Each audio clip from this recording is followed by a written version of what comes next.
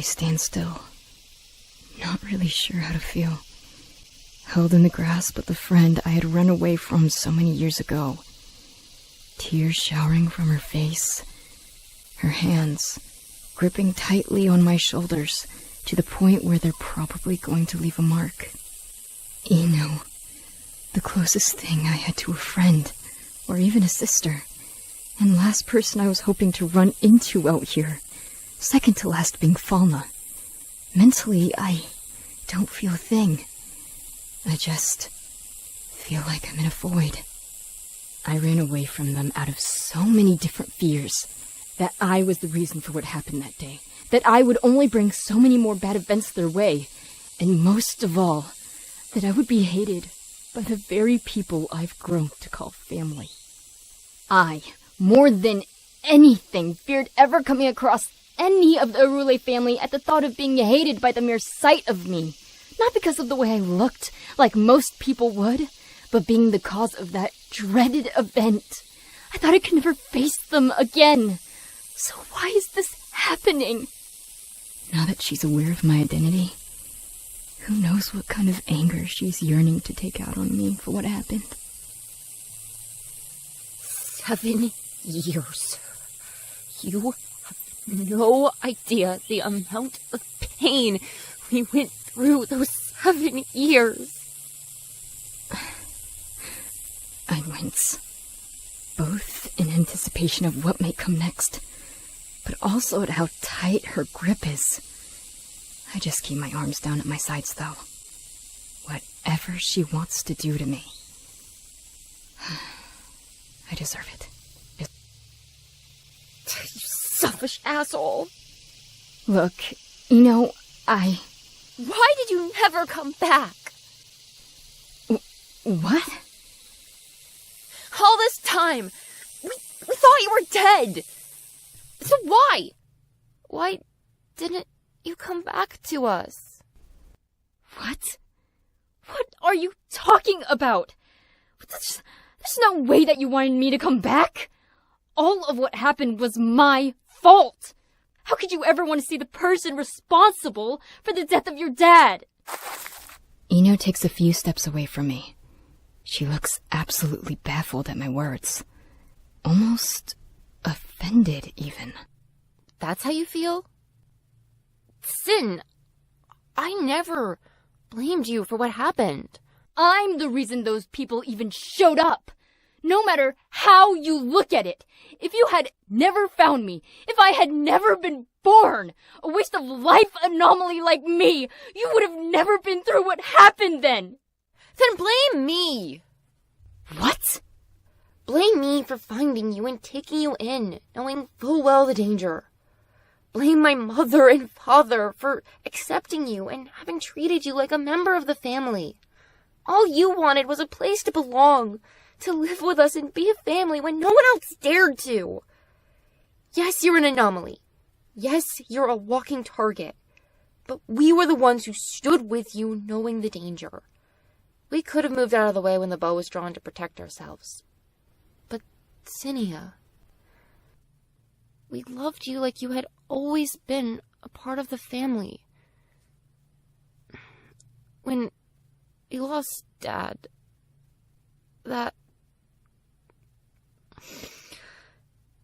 was a lot by itself. But when we couldn't find any trace of you afterwards, I questioned if going on was even worth it. You're my sister, Senia. From the day I found you to now. That will never change. A warm feeling wells up within me.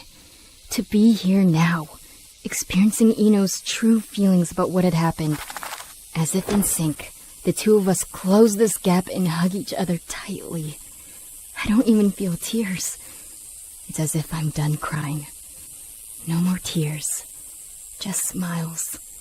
And while I can't see her face, perhaps she's smiling like an idiot, just like I am. Honestly, though, I think I could handle looking a little stupid, if it means I can look my one true friend in the eye again. What an unexpected turn of events. I was expecting her to hate every ounce of my being. Was I wrong to blame myself all of this time? Eno, I'm...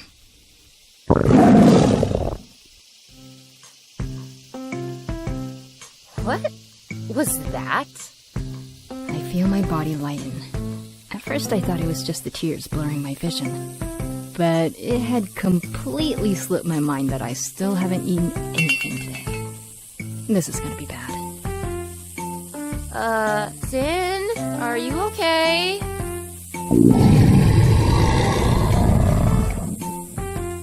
No. No. Not at all. Sin? Oh, God damn it. Sin? Sin? Come on, don't faint on me here. Sin? Sin?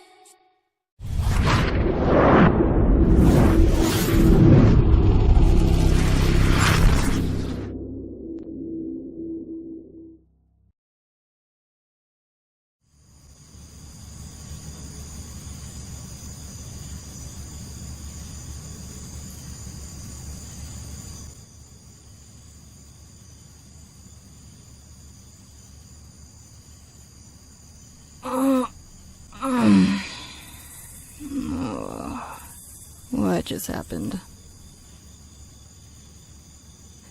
I wake up with a heavy head. I look around as my rather groggy vision adjusts to show me the inside of my tent. My brain tries to recall everything that had happened prior to falling asleep. I pretty much deny most of what comes up, because a lot of it doesn't make any sense. I fought with some random girl who turned out to be Eno, and she seemed to have missed me after all this time. Even after what happened to her dad in home. What a load of... What the... I take hold of the strange object. Is this... a wet rag? And was it on my head this entire time? I honestly didn't even realize it was there. I know for sure I didn't do this. Plus, I don't have a rag to begin with. I curiously look ahead. I notice that there's an array of shifting lights in front of my tent, as if fire is dancing about. Not only that, but...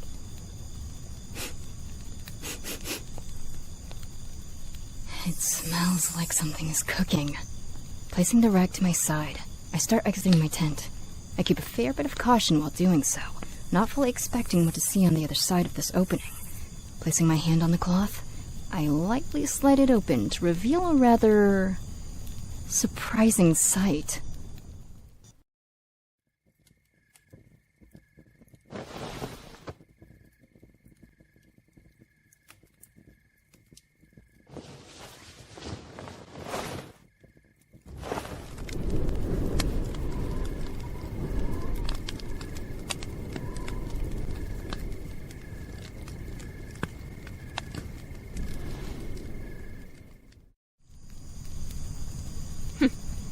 Good to see you're finally up. It's Eno. Just their cooking fish. So all of that was real? Come on. She eagerly pats the ground next to her, clearly wanting me to sit there. I take a few breaths and finally step out of my tent. Somewhat reluctantly, I take a seat next to Eno. Damn. That is a phrase I never thought I'd be saying ever again. Is your head okay? You took a pretty nasty fall there. Yeah. I think I'm okay. Thanks for the rag, by the way. That's all I can really think of saying in this situation. How in the world do I make conversation with...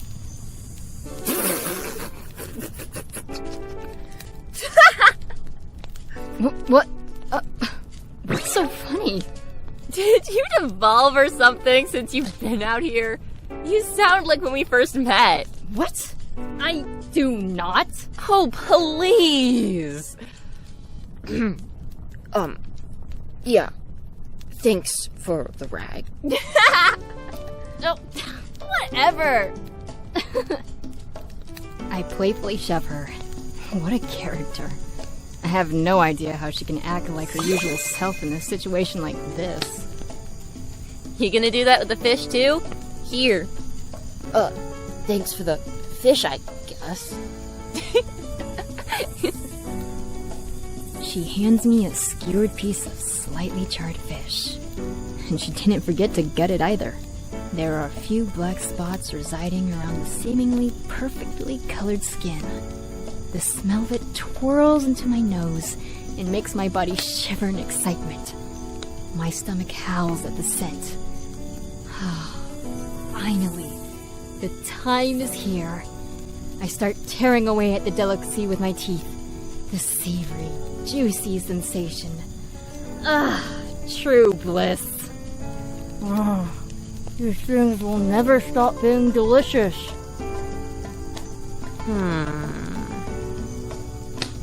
What? You're not going to eat? I notice that she has a skewered fish in her hand as well, but she hasn't dug into it at all. She's just staring at me with a blatantly concerned expression. I swallow the mass of food in my mouth. What's up? Upon me asking that question, her expression suddenly shifts to one of disapproval. So, is it safe to say that my assumption is correct? About... Sin, did you pass out because you were that hungry? Ah, crap. I sense a classic Eno scolding coming in hot. And what if it was? Ugh, oh my!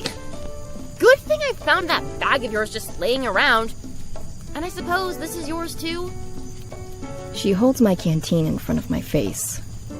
I can't even say that I haven't noticed how thirsty I am, because that would be the lie of the century. I mean, I am parched. So I grab my canteen, unscrew the lid, and raise it to my mouth. Finally, downing the refreshing water inside. Woo! That was great! Nothing like a refreshing cup of water, too. I stop as I look back at Eno again. He was looking rather... pissed. What? Don't you what me? You know exactly what I'm gonna get on you for. No. I've got no clue. Sin, I'm serious. Have you been taking care of yourself out here? There it is. No point in trying to lighten up the atmosphere when she's concerned. She's always been like this, even over little things. Stub your toe, and she'll want to know every single detail of your status. So, I suppose in this scenario, the situation is way more serious than that. It's more akin to the scoldings I get when I did something wrong, when I put myself in danger. If I went off into the woods on my own unannounced, I'd get an earful from both Crucian and Fauna, followed by Eno not long after. We're Scyvans. We live to fight. So I figured it'd be okay to do some things on my own. But that was before I knew how serious my situation was as an anomaly. I'm still alive, aren't I?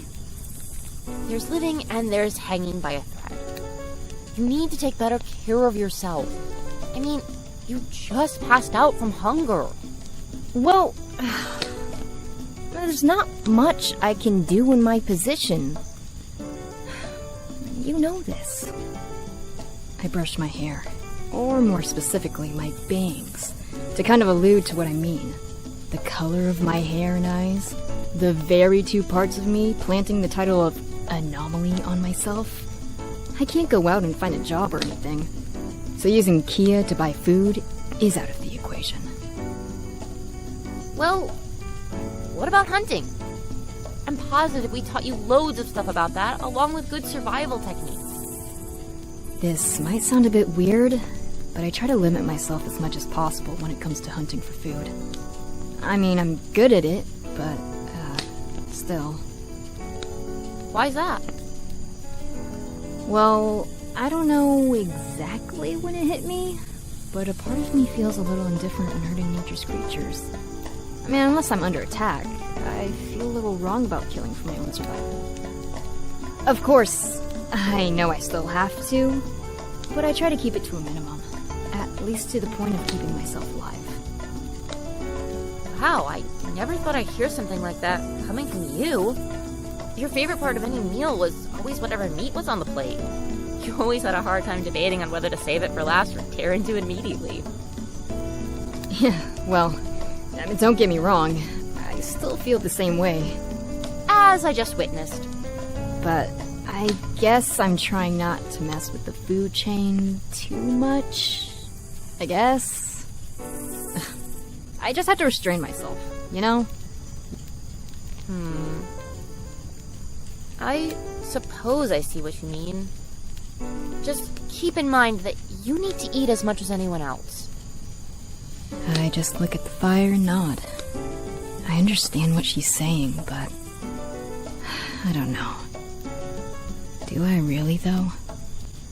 Gods, did my words just go in one ear and out the other? What? Oh, shoot! Wait a second. Are you still in my head? Well, you know. You know I hate that. Can you stop it? Sorry. Honestly, I forgot I even latched my mind to yours. I raise an eyebrow at her rather unlikely excuse. While I don't have access to any kind of mana, I've been on the receiving end of Eno using hers numerous times. When Annick's mana latches to your mind, the receiver briefly feels a tight sensation in the brain. They'll feel it again when they're freed. Though, from what Eno's told me before, she feels it constantly until she releases. Okay, I didn't detach on purpose. Stop looking at me like that. Yep. There it is. So, what? You wanted to make sure that I was actually the real Senia or something? Is that why you never detached? No, nothing like that. I mean, it was definitely shocking when I saw your face. For a second, I almost didn't believe what I was seeing was real. I was so certain that you were captured by the High Guard, or worse, But? Well, I'm really curious how you're doing, I guess. I mean, you escaped the High Guard and started living a life in the wilderness all by yourself. Who knows what that could do to a person? And what's more honest than the brain? You could just, I don't know, ask? Yo, how have you been? Sin, I know you. You'll tell me you're okay even if you just got done puking up a storm. She's got a point. I didn't really enjoy having the Urules worry about me, to put it mildly. It kind of makes me feel like a burden to an extent. I was already given a home, pretty much out of pity. So, I didn't ever want to add too much to their troubles. Plus, I literally just witnessed you pass out. So I'm pretty sure you're not having the easiest time out here. There's no real way to deny what she's saying. Life out here isn't easy. But I just took it on the chin and grew to accept that this is what I deserved. Needless to say, I'm glad that I ran into you. There I was, thinking that I'd never see you again, and here we are, eating fish by a campfire. And there I was, fully convinced you'd hate my guts. You have no idea how happy I am to hear you say that. She beams a warm smile my way. Looking directly at her now without any reluctance, I get a decent look at her attire. Decked out in black, red, and some gray, with a fascinating symbol on her chest. And is that a cape? Admittedly, I haven't seen much of what the world has to offer, but even I can tell that this outfit is a bit abnormal. Enough about me, though. What's with the getup? You like? This is a uniform signifying that I'm a certified shredder. She gets up and starts turning herself around as if to show off her outfit. I vaguely recall being taught about this treader group. Supposedly, they're like mercenaries, but only take orders from people with pretty high authority. That's about all I can recall, though. So, you jealous? Not really. No. Yeah, I didn't think you would be. She plops herself back down with a clearly disappointed expression on her face. I guess that explains the outfit. But what about... So, does becoming a treader explain those moves you were pulling off in our fight? Standing on top of your lance and all of that? Oh, come on, I was always pretty agile. You were never that agile. Alright, you got me. Trust me, I wasn't fooled at all. Apparently, I'm one of compatible blood, as the recruiter explained it to me. To even be eligible to move like a treader, you must have the correct blood type. They inject you with this dark blue liquid, and come a day's worth of rest, you're back up and able to move around like me. That sounds ominous. You let them do something like that to you? I was a bit reluctant at first, especially after they explained what happens if you don't have compatible blood and attempt the injection. Okay. So, what happens if you don't have a compatible blood type? Well, I've never seen a live example, and thank Rhea for that, because from what I was told, your veins literally burst from the inside of you. My eyes widen and stay as such hearing that. Your veins burst from inside of you? That alone sounds insane. But Eno went with that still? It's not like being a treader was one of her dreams or anything, so what in her mind made her want to pursue something so dangerous? Yeah, that face you're making there is pretty much exactly how I reacted. I guess, in certain situations, you can't afford to let fear hold you back.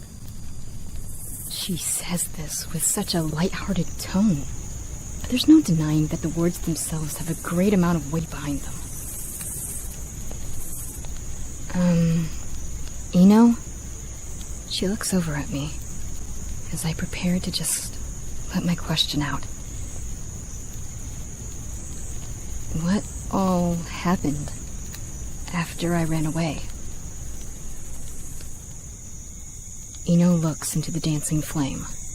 Her eyes clearly show that what she's about to tell me isn't something that she enjoys having on her mind. I suppose it would be best to tell you either way. There's a lot, though, so I'll try my best to recall everything. I brace myself for the coming story. There's no doubt in my mind that both Falna and Eno went through a lot. Looking deep into the flame still, Eno almost reluctantly opens her mouth.